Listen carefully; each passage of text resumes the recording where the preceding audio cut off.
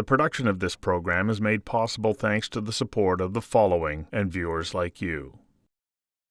Imagine this. A loved one in your family has fallen and hurt themselves. They can't move. You call 911 and ask for an ambulance to be sent to your home. At least that's what you thought was the best way to care for your cherished family member.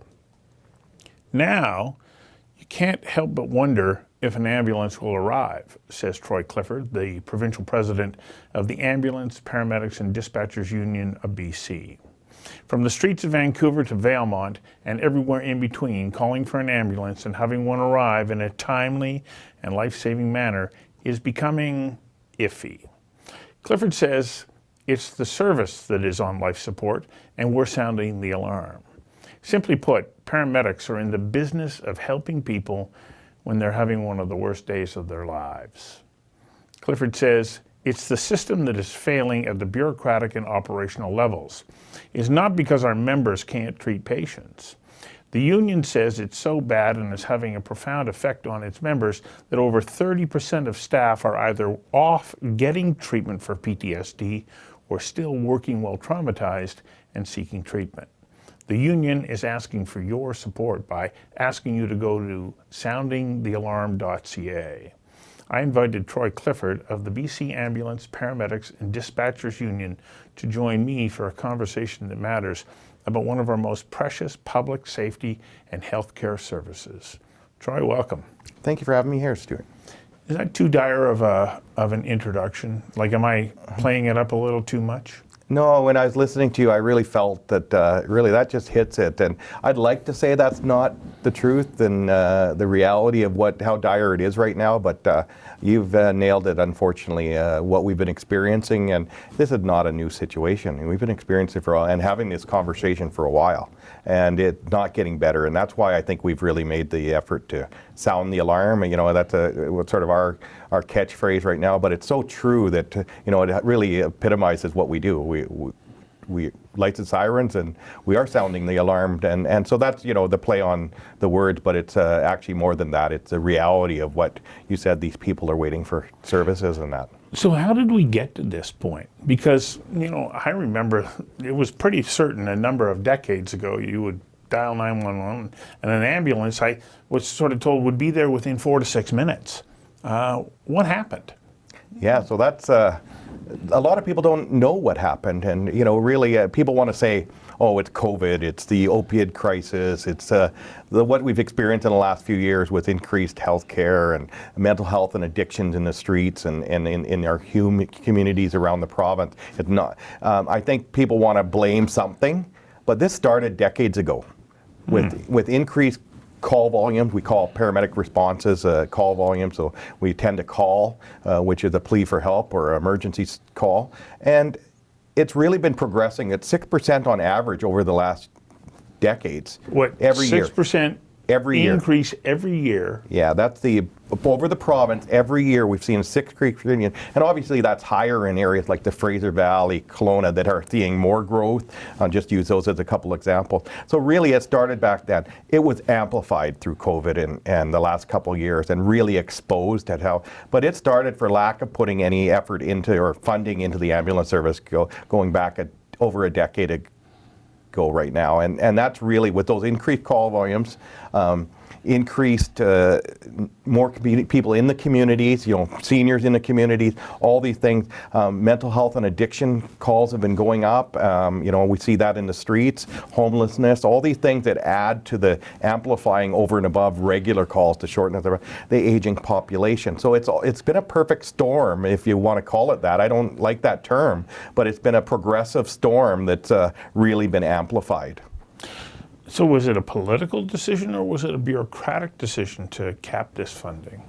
So a little bit of both. And I don't know if there was ever a decision that I'm aware of to cap, but there was no investment in the ambulance service to meet even the demands of the day and to project down the road. And I think it's similar to the doctor situation and the nurses situation we're seeing right now, is that the pressures on the healthcare system, but the ambulance service is a little different, and our paramedics and dispatchers, in that we're the essential access point to the healthcare and emergency services.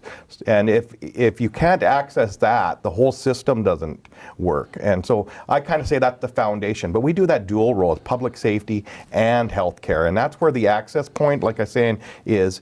And I think when we haven't got that fortified or supported or funded properly, you put the system behind right from the word go. And that's where I think really, in the heat dome and that, where we were exposed, and the question, the response of the ambulance service and the preparedness. And I think the other part that really, prior to about 10 years ago, we were moved into the Provincial Health Services Authority. Under the Liberal government, they moved us into a health authority. And that took us away from a standalone public safety health discipline.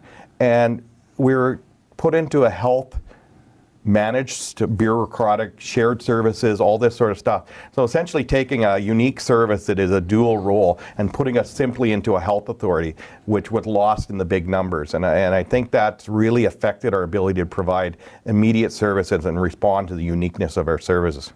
So is the challenge that you don't have enough people or not enough equipment, or is it both? A little bit of both. Right now, that the human resources, health human resources and shortages of paramedics has been progressing consistent with other disciplines, public safety. Police is seeing the same things, but also nursing, and we're seeing so the health, the doctors, so health disciplines, health sciences, all these professions are seeing shortages of staffing. And that's been progressing over the years, but also private industry. So we have a supply and demand issue, if you want to simplify that. And when you're not competitive, so we're the kind of people that the same type of person is trying to get into public safety or health. There's you're a different type of people that you want to help. And that's a good thing. That's what drives our passion for caring for our patients and each other and the public. But what happens is when you're choosing a career, you're coming out of school, aging demographics and that, and you say, I want to be a paramedic. And then you find out, oh, we're 30%, 40% behind nursing, health sciences, police and fire, other public safety. As far as wage levels. Wages at a base entry level. And then you say, okay, well, I can go be a nurse, I can go to the RCMP, I can go to police, I can go to fire, and I'll be able to get a meaningful job in the same frame. So when you're not competitive in the wages and benefits side of things, and that's been progressing over the years. And so that puts us in a challenge. And then you also have that part of the job where you talk about the precarious on-call, reliance on part-time on-call model in most places in the province that, the $2 an hour pager pay. Got to get you to hang on for a second while we take a quick commercial break. We'll be right back. The production of this program is made possible thanks to the support of the following and viewers like you. I thought the health minister just came out and said that they were changing that model. Did I get that wrong? Well, sort of. What we were able to do to try and mitigate some of the challenges is we put interim measures in that were in place till the end of the year in October, working with the Ministry of Health, that increased that pager pay from $2 to $12 an hour in a temporary measure to buy time during bargaining to get to getting rid of that model. So it's a temporary boost, if you will. So let's explain this. That means that if, let's say, you're in, I don't know, Boston Bar or somewhere around there, and you're sitting around and you're not getting a call, even with the new increase, you're getting $12 an hour. Yeah, so when you get a call, so we have our primary full-time ambulances, and Boston Bar is a good example. They don't have that, so they're on-call model. So when they're on call, they receive $12 an hour now rather than $2 in a temporary measure that are in place till the end of December. So why would anybody take that job at $12 an hour? How on earth are you supposed to survive? When you do actually get a call, you get your regular paramedic rates. Which is?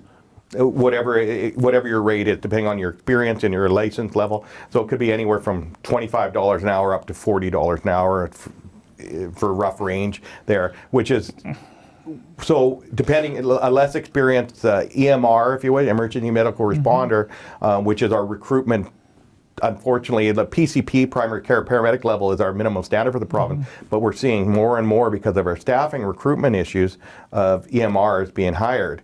And so they have a lower wage because they're lower scope of practice and training. So let's say they're in around $25 an hour. $25 to $30 an hour. So they've been sitting around for 4 hours. They get a call that maybe takes 2 hours. Yeah. And then they go back to being on the on-call rate again. Yeah.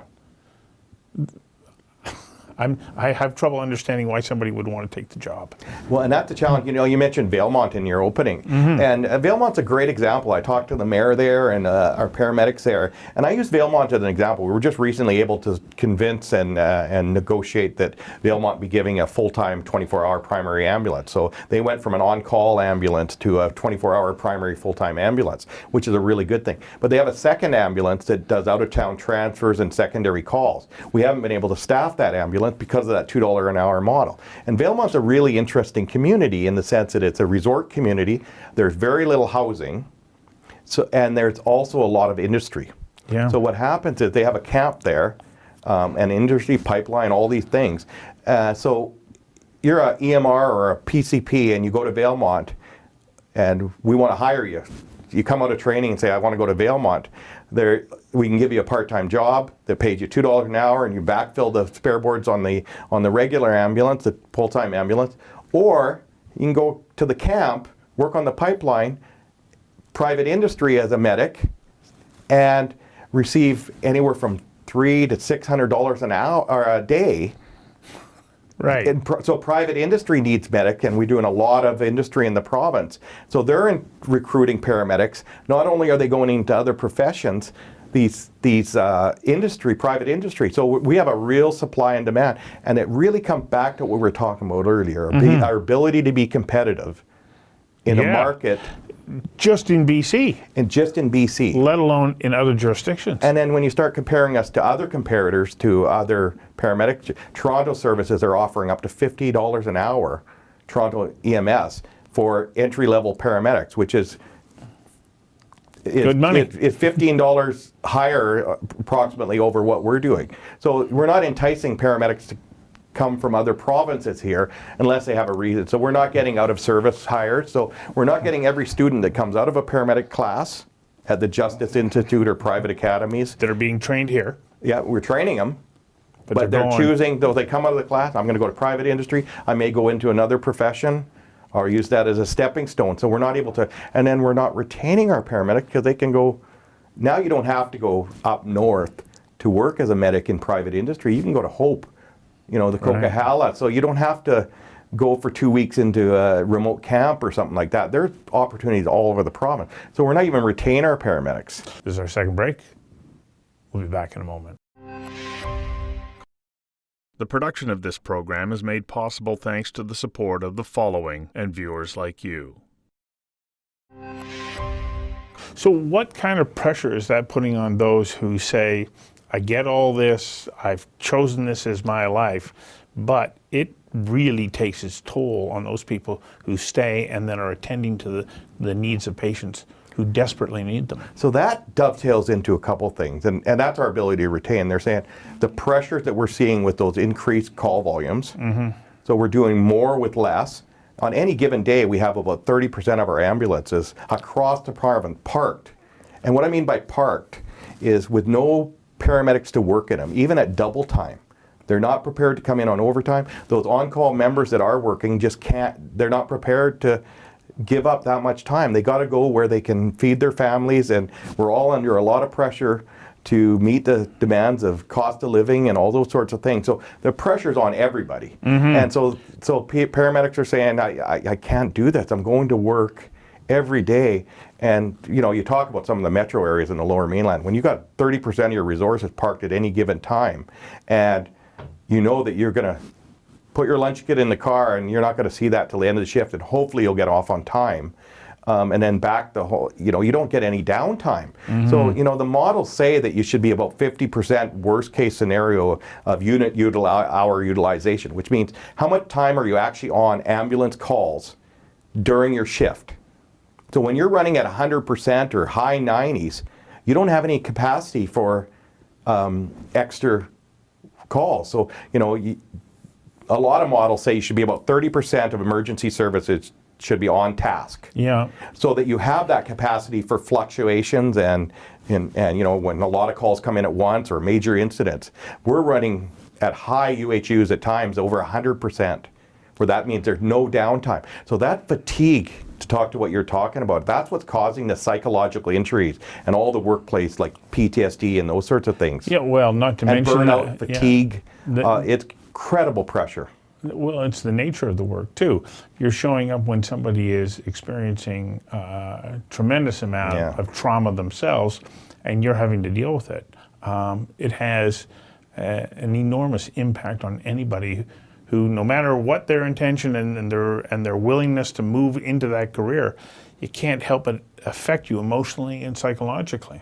Well, I know that personally. I'm a working paramedic. I've been doing this job 35 years. You know how passionate I am about our patients and this job and our members. I love working on CAR as a paramedic. I do it every month. Not as much as I'd like to, but clinically I love looking after our patients. That's what drives me. And it hurts me every day seeing how this is impacting our members, our patients. And I think that's what keeps me going, is that I feel I have a duty to advocate for that. And that's why I'm sounding the alarm, to go back to the, and it really does affect you. You know, we know that we're doing a tough job, to what you said. Yeah. And we know that comes with the nature of our work. But these operational stressors, bureaucracies we're not talking about that bad call. We're talking about system failures that aren't supporting us and affecting our well-being. Like when you're stressed because you're caught in a hospital delay, you can't offload your patient, and you know that there's a call holding that's been holding for a period of time, and that's somebody in their time of emergency. That pressure on you psychologically is incredible. Or you're a dispatcher looking at a screen, knowing that somebody's dialed 911 and there's not enough people in the room to answer them and even give them first aid instructions over the phone. Wow. Like, that's what's causing our dispatcher cycle, and they don't have any resources to send to those calls. We know that during the heat dome, there's still people off. That how tragic that was. They were so adversely affected knowing that somebody died. Yeah, or like, you know, you talk about the coroner's inquest and how many people died during that heat dome. Paramedics were on every one of those calls. Yeah. Like, I know one crew in the Lower Mainland that did 11 cardiac arrests in a 12-hour shift. And those are intense calls. Okay, so you believe that there's a way out of this, though? Oh, absolutely. What is that path forward? You know, we're in bargaining right now, so you know, people will question, oh, you know, you're just trying to hype up and get more money for your members. Absolutely. Yeah. That is a solution. If we can deal with the financial gap and the morale and the bureaucracy issues, and you know, I think the biggest solution is dealing with the wage disparities and that precarious on-call model. We need to move to a professional, acknowledge the work we do, and pay us accordingly. Simple thing. That's progressed over years. And in fairness to the current government, you know, they've been investing a lot into the ambulance service, and they've been moving us to a more full-time model. But what we realize is how far we got behind. And so, you know, it's not, in the big scheme of healthcare, we're a very small budget. So we're not talking a lot of money to fix the ambulance service. And by fixing the ambulance service, you're going to get those ambulances and paramedics to those people that need it in their time of need. And that's the expectation we all have of our service. We expect, when you started with how your opening, when you talked about people expect to have an ambulance when they dial 911, I don't think that's an unreasonable expectation. And the feedback we get from the public is, we didn't know you weren't going to be there. Yeah. And we can't guarantee right now you can. And I question, you know, I have a hard time undermining the public's confidence in the ambulance service, but I think we have to remember that's not the fault of the paramedics. Yeah. They just want to treat and transport people in their time of need. That's what we do. Clinically, we want to help you when you have a fall. I don't want to ever have to answer another call from the public, or see on the news this poor lady in White Rock last month that laid on her porch for 4 hours with a broken leg. Yeah. Like, that's like, how does that not? Like, the agony that you heard her screaming, like those poor paramedics that arrived there. And you know, and that's not about them. The family that was there trying to help her, and the pain and the outcome on that it's just tragic. It really, like, I get emotional just thinking about that call. And there's so many I hear about every day across this province. So to go back to what you asked, is it fixable? Absolutely. It's going to cost some money. I think that there's an opportunity right now for the Ministry of Health, but also, you know, Mr. Eby, he's done a very good job in the last couple of weeks of addressing some serious issues around the doctors. And the current sitting government knows our issues. Yeah. They know the issues around the ambulance service, and it can be. We need to deal with recruitment. Yeah. So how do we do with that? We make us competitive. You pay people, you train them to the scope of level so that they can help the patients when they get to them. Yep. You put the systems in place to support the resources. You deal with the remote and rural unique healthcare demands. You also got to put the teams and put paramedics in the metro and urban cities with the ability to refer mental health, addictions, seniors, and that. So that, because we know that mental health and addiction, the best place for them, unless they're having an emergency crisis, may not be the emergency room or back of an ambulance. But the problem is a lot of people don't have anywhere to go. Right. So if we can have those alternate pathways and referrals, that can take them out of the emergency system, unless they're having a crisis that needs immediate intervention. And that's the model that we're talking about with public safety, with, you know, the communities are talking about how can we have these psych nurses and police. But at the end of the day, what happens around the province is the police and the ambulance are the ones that end up at these crisis calls, we don't have the tools or the resources to refer them alternately. Third and final break. We'll be right back. And that's it. Oh. I cut those in afterwards. Yeah. The production of this program is made possible thanks to the support of the following and viewers like you. So I suggested that people can go to soundingthealarm.ca. Yep. What do you want them to do once they're there? So there's some support. We're really right now we're trying to. They can provide They can provide some feedback and comments of their experiences. We're asking for them to support and sign the petition, and we really are using that as our leverage with the government to show the support of the public that they agree with the needs of the ambulance service. So, you know, it's acknowledgement and awareness campaign of where we're at, and keeping this a conversation current, because we need to put pressure on the government to show them what they can do to fix the ambulance service and ultimately meet the demands of what the public needs for our patients. And that's where we juggle this too, where we advocate for patient care, because that's how our paramedics identify. And we want to be respected and acknowledged for the work we do and the responsibility we have in the healthcare system. Well, I've been on a couple of ride-alongs over the years. I know a number of people who worked in the service. I am in awe of the work that they do, the professionalism and skill, calmness in moments of highly charged moments, and I want that service to be there for us all for decades to come. So, you know, thank you for coming in and giving us an overview of where it's at, but I encourage viewers to go to Sounding the Alarm. Yeah, and I think if you have an opportunity to talk to your MLA or provincial government, that's where I'm reaching out to the new Premier. He's got a lot on his plate, and we can have those conversations with the right people.